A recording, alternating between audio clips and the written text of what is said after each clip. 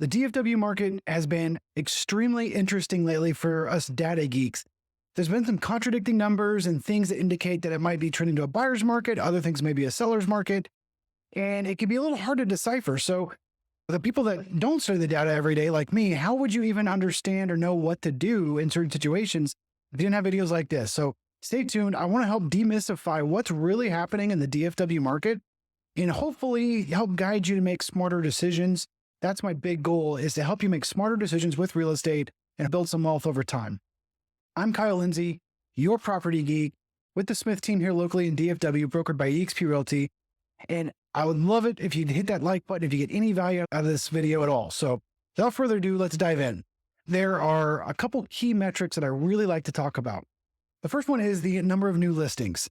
That will help indicate, obviously, how much more inventory is coming on the market. Then the number of homes for sale currently, which we also call our total inventory. So with those two numbers, and then the third number, our months of supply, gives you a really good look at the health of the market, especially for buyers who want to buy a home. What's available? How much choice do I have? That helps answer all of those questions. First up is new listings. Now, I'm going to break all these slides into new construction versus resale, and you'll see why. It really is interesting when you actually look at the difference between the two. Now, new construction typically has a lot fewer homes for sale than resale, which makes sense. They got to build these from scratch. There's a whole lot of existing homes. They should be outnumbering new construction quite a bit. So when you look at this, the exact number isn't as important as the trend you're seeing here. And these numbers, the new listings, do follow a cyclical trend. As you can see, it's up and down, normally peaks somewhere in the summer and then starts coming down in the winter, and then comes back up. You can see this year has been a little weird and jagged because of the interest rates. We've had dips where there's normally not dips, and then big increases, and it's been weird. New construction typically is a little bit more consistent because they have to plan these out pretty long, and they try to build what they can sell. So there's not as much of a big dip and spike as you would expect with resale homes. Well, interesting thing here, when you look at these, how it compares to last year, is there's almost 30% more new listings in August of 2023 than there were in August of 22. But resale down 8%. So fewer people are listing their homes that are existing homes, but there's almost 30% more new construction. You keep seeing that trend. New construction is pushing the gas pedal and really trying to rev forward, while a lot of homeowners, they've been scared to put their home up with good reason. With the interest rates the way they are, a lot of people ask, why would I sell? As we move into the next slide here, this is the actual homes for sale.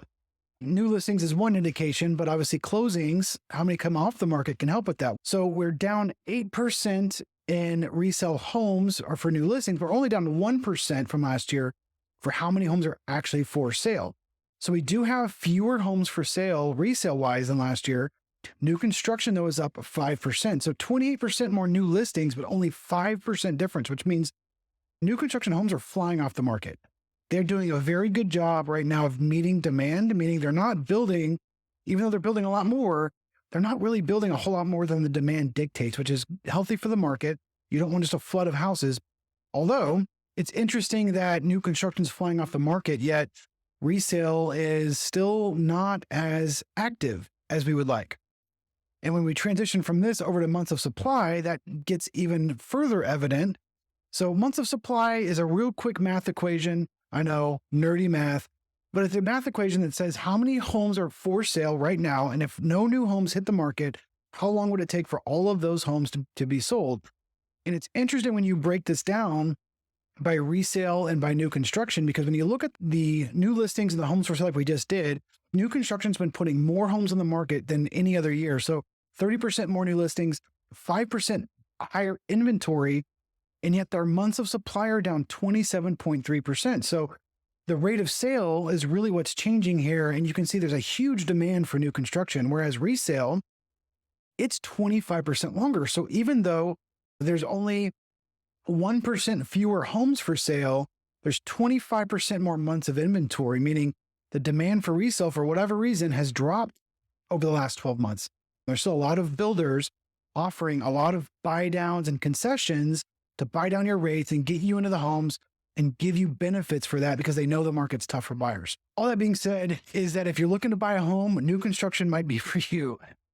Now, percent of original price, this one is an indication of how big of a discount are buyers getting on the homes versus the list price. So most people, they look at the list price and that's their starting negotiation point. They want a discount and it's pretty consistent.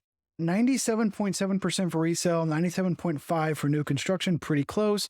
Both of these are down from last year, meaning buyers are getting more discounts than they did last year. So when you average that out, it's 97.6 and down 2.1%. So buyers, you should be able to expect right around a 2% discount. That's more for new construction, like I said, better incentives versus resale. What this doesn't show you though is seller concessions. That's been a big win for a lot of my clients lately. One of my clients, I recently got a $17,000 seller concession to buy his rate down from the 7s into the mid 5s, almost a 1.5% down, making this somewhat of a permanent loan. I know 5.5 or whatever mid 5s isn't 3% like we were seeing 2 years ago, but it can be a very long time before, if ever, we see those kind of rates again. So mid 5s, low 5s, if you can get there, that is a fantastic rate that you should jump on all day long. So last but not least is our sales price. We'll look at the median first. This one is a highly contested stat because correlation is not always causation. And by that, I mean, just because prices might seem like they're trending down does not mean your house is losing value. In fact, check out my video on deep dive home prices here in DFW coming up soon. You can see that when you seasonally adjust the price, prices still go up every single month. That's not to say they didn't dip last year, they did. When you look at this, you can see new construction is a little bit higher than resale over here. Overall construction types, 375%. We are seeing the prices lower than the same point last year of about 2 to 3%, somewhere in that range. So the prices are not going down, but what we're seeing is just less expensive homes are selling. That's the median. Now the average lately has been much higher. When there's a huge discrepancy like this between the median and the average, the market is just wonky. Normally, they should be fairly close. And with this huge price difference, this is up 1.4% from last year with resale. It's down very little, but overall, it's up 1.7% across the entire market for all construction types. That's the average, and the median is down. When I go to the average, this is more of a measure of the entire market's value. Now, I'm not saying that it's a measure of value, but it is more representative of what is actually happening in the market. So anyway, I won't go too deep in that. Watch my video on deep diving the prices here and the trends, because that can be a pretty interesting one if you are into the pricing. Thank you for staying with me through this video. Hopefully you got some value out of that. If you did, please hit the subscribe button. I would really appreciate it. Thanks and have a great day.